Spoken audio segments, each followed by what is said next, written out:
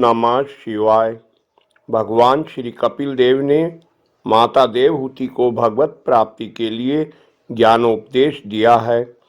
भगवान ने अपनी माता से कहा, जो अत्यंत श्रद्धालु, भक्त, विनयी, दूसरों के प्रति दोष दृष्टि न रखने वाला, सब प्राणियों से मित्रता रखने वाला, गुरु सेवा में तत्पर, बाह्य विषयों में अनासक्त, शांतचित्त, मत्सर शून्य और पवित्र चित्र हो तथा मुझे परम प्रियतम मानने वाला हो, उसे ही इसका उपदेश करना चाहिए। आप भाग्यशाली हैं और निश्चय ही ईश्वर ने आप पर विशेष कृपा की है, इसलिए आप ये वीडियो देख रहे हैं। कृपया शांत चित्त होकर अमृत पान करें। भगवान कपिल देव कहते हैं, माताजी, जो पुरुष घर में रहकर सकाम भाव से गृहस्थ के धर्मों का पालन करता है, वह तरह तरह की कामनाओं से मोहित रहने के कारण भगवत धर्मों से विमुख हो जाता है और यज्ञों द्वारा श्रद्धापूर्वक देवता तथा पितरों की ही आराधना करता रहता है। उसकी बुद्धि उसी प्रकार की श्रद्धा से युक्त रहती है। देवता और पितृ ही उसके उपास्य रहते हैं, अतः वह चंद्रलोक में जाकर उनके साथ सोमपान करता है और फिर पुण्य क्षीण होने पर इसी लोक में लौट आता है।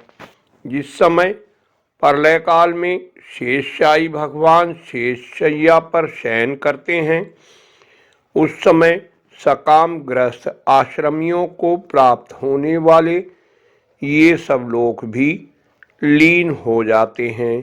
जो विवेकी पुरुष अपने धर्मों का अर्थ और भोग विलास के लिए उपयोग नहीं करते, बल्कि भगवान की प्रसन्नता के लिए ही उनका पालन करते हैं, वे अनासक्त, प्रशांत, शुद्ध चित्त, निवृत्ति धर्म परायण, ममता रहित और अहंकार शून्य पुरुष स्वधर्म पालन रूप सत्व गुण के द्वारा सर्वथा शुद्ध चित्त हो जाते हैं।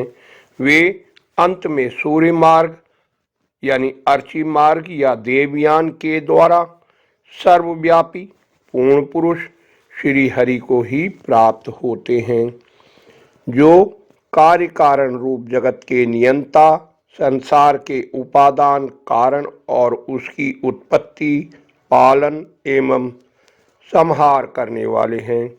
जो लोग परमात्म दृष्टि से हिरण्यगर्भ की उपासना करते हैं, वे दो परार्ध में होने वाले ब्रह्मा जी के प्रलय पर्यंत उनके सत्यलोक में ही रहते हैं। जिस समय देवता आदि से श्रेष्ठ ब्रह्मा जी अपने द्विपरार्ध काल के अधिकार को भोग कर पृथ्वी, जल, अग्नि, वायु, आकाश, मन, इंद्रिय, उनके विषय, शब्द आदि और अहंकार आदि के सहित संपूर्ण विश्व का संहार करने की इच्छा से त्रिगुणात्मिका प्रकृति के साथ एक रूप होकर निर्विशेष परमात्मा में लीन हो जाते हैं। इससे पहले वे भगवान में लीन नहीं हुए, क्योंकि अब तक उनमें अहंकार शेष था। इसलिए माताजी, अब तुम भी अत्यंत भक्तिभाव से उन श्री हरि की चरण शरण में जाओ। समस्त प्राणियों का हृदय कमल ही उनका मंदिर है और तुमने भी मुझसे उनका प्रभाव सुन ही लिया है। वेद गर्भ ब्रह्मा जी भी, जो समस्त स्थावर जंगम प्राणियों के आदि कारण हैं, मरीचि आदि ऋषियों, योगेश्वरों, सनकादिकों तथा योग प्रवर्तक सिद्धों के सहित निष्काम कर्म के द्वारा आदि पुरुष, पुरुष श्रेष्ठ सगुण ब्रह्म को प्राप्त होकर भी भेद दृष्टि और कर्तव्य अभिमान के कारण भगवत इच्छा से जब सर्ग काल उपस्थित होता है तब काल रूप ईश्वर की प्रेरणा से गुणों में क्षोभ होने पर फिर पूर्ववत प्रकट हो जाते हैं। इसी प्रकार पूर्वोक्त ऋषिगण भी अपने अपने कर्म अनुसार ब्रह्मलोक के ऐश्वर्य को भोग कर भगवत इच्छा से गुणों में क्षोभ होने पर पुनः इस लोक में आ जाते हैं। जिनका चित्त इस लोक में आसक्त है और जो कर्मों में श्रद्धा रखते हैं वे वेद में कहे हुए काम्य और नित्य कर्मों का सांगोपांग अनुष्ठान करने में ही लगे रहते हैं। उनकी बुद्धि रजोगुण की अधिकता के कारण कुंठित रहती है। हृदय में कामनाओं का जाल फैला रहता है और इंद्रियां उनके वश में नहीं होती। बस अपने घरों में ही आसक्त होकर वे नित्य प्रति पितरों की पूजा में लगे रहते हैं। ये लोग अर्थ, धर्म और काम के ही परायण होते हैं। इसलिए जिनके महान पराक्रम अत्यंत कीर्तनीय हैं, उन भव भयहारी श्री मधुसूदन भगवान की कथा वार्ताओं से तो ये विमुख ही रहते हैं। हाय विष्ठा भोगी कुकर सुकर आदि जीवों के विष्ठा चाहने के समान जो मनुष्य भगवत कथा अमृत को छोड़कर निंदित विषय वार्ताओं को सुनते हैं वे तो अवश्य ही विधाता के मारे हुए हैं।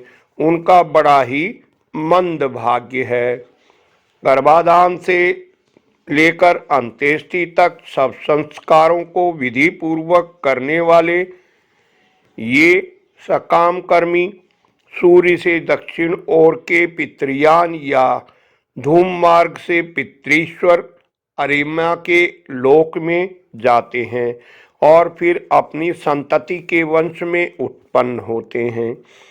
माताजी पितृलोक के भोग लेने पर जब उनके पुण्य क्षीण हो जाते हैं तब देवता लोग उन्हें वहां के ऐश्वर्य से च्युत कर देते हैं और फिर उन्हें विवश होकर तुरंत ही इस लोक में गिरना पड़ता है। इसलिए माताजी जिनके चरण कमल सदा भजने योग्य हैं उन भगवान का तुम उन्हीं के गुणों का आश्रय लेने वाली भक्ति के द्वारा सब प्रकार से मन, वाणी और शरीर से भजन करो। भगवान वासुदेव के प्रति किया हुआ भक्ति योग तुरंत ही संसार से वैराग्य और ब्रह्म साक्षात्कार रूप ज्ञान की प्राप्ति करा देता है। वस्तुतः सभी विषय भागवत रूप होने के कारण समान हैं। अतः जब इंद्रियों वृत्तियों के द्वारा भागवत भक्त का चित्त उनमें प्रिय अप्रिय रूप विषमता का अनुभव नहीं करता, सर्वत्र भगवान का ही दर्शन करता है, उसी समय वह संग रहित सब में समान रूप से स्थित त्याग और ग्रहण करने योग्य दोष और गुणों से रहित अपनी महिमा में आरूढ़ अपने आत्मा का ब्रह्म रूप से साक्षात्कार करता है। वही ज्ञान स्वरूप है, वही परब्रह्म है, वही परमात्मा है, वही ईश्वर है, वही पुरुष है, वही एक भगवान स्वयं जीव, शरीर, विषय, इंद्रियों आदि अनेक रूपों में प्रतीत होता है। संपूर्ण संसार में आसक्ति का अभाव हो जाना बस यही योगियों के सब प्रकार के योग साधन का एकमात्र अभीष्ट फल है। ब्रह्म एक है, ज्ञान स्वरूप और निर्गुण है, तो भी वह बाह्य वृत्तियों वाली इंद्रियों के द्वारा भ्रांतिवश शब्द आदि धर्मों वाले विभिन्न पदार्थों के रूप में भास रहा है। जिस प्रकार एक ही परब्रह्म महतत्व वैकारिक, राजस और तामस तीन प्रकार का अहंकार, पंच महाभूत एवं 11 इंद्रिय रूप बन गया और फिर वही स्वयं प्रकाश इनके संयोग से जीव कहलाया, उसी प्रकार उस जीव का शरीर रूप यह ब्रह्मांड भी वस्तुतः ब्रह्म ही है, क्योंकि ब्रह्म से ही इसकी उत्पत्ति हुई है। किंतु इसे ब्रह्म रूप वही देख सकता है जो श्रद्धा, भक्ति और वैराग्य तथा निरंतर के योग अभ्यास के द्वारा एकाग्रचित और असंग बुद्धि हो गया है। पूजनीय माता जी, मैंने तुम्हें ये ब्रह्म साक्षात्कार का साधन रूप ज्ञान सुनाया। इसके द्वारा प्रकृति और पुरुष के यथार्थ स्वरूप का बोध हो जाता है। देवी, निर्गुण ब्रह्म विषयक ज्ञान योग और मेरे प्रति किया हुआ भक्ति योग, इन दोनों का फल एक ही है, उसे ही भगवान कहते हैं।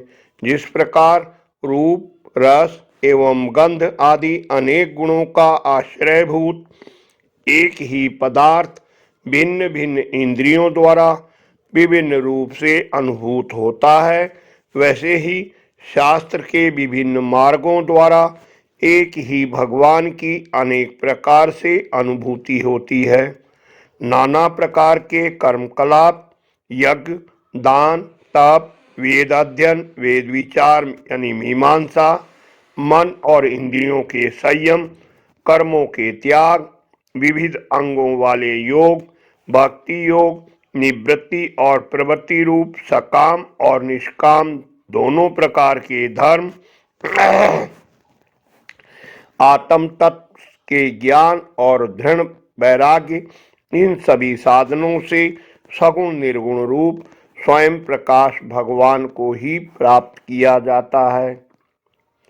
माताजी, सात्विक, राजस, तामस और निर्गुण भेद से 4 प्रकार के भक्ति योग का और जो प्राणियों के जन्म आदि विकारों का हेतु है तथा जिसकी गति जानी नहीं जाती, उस काल का स्वरूप मैं तुमसे कह ही चुका हूँ। देवी, अविद्याजनित कर्म के कारण जीव की अनेकों गतियां होती हैं। उनमें जाने पर वह अपने स्वरूप को नहीं पहचान सकता। मैंने तुम्हें जो ज्ञानोपदेश दिया है उसे दुष्ट, दुर्विनीत, घमंडी, दुराचारी और धर्मध्वजी यानी दंभी पुरुषों को नहीं सुनाना चाहिए, जो विषय लोलुप हों, ग्रह आसक्त हों, मेरा भक्त ना हो अथवा मेरे भक्तों से द्वेष करने वाला हो, उसे भी इसका उपदेश कभी ना करें। अन्य लोगों को इसका उपदेश अवश्य करें। माँ, जो पुरुष मुझ में चित्त लगाकर इसका श्रद्धापूर्वक एक बार भी श्रवण या कथन करेगा, वह मेरे परम पद को प्राप्त होगा। बोलो श्री कृष्ण भगवान की जय। आशा है वीडियो आपको पसंद आई होगी। कृपया लाइक कर उत्साहवर्धन करें, इष्ट मित्रों से शेयर कर धर्म के भागी बने। निरंतर जुड़े रहने के लिए चैनल को सब्सक्राइब अवश्य कर लें। धन्यवाद। आपका कल्याण हो।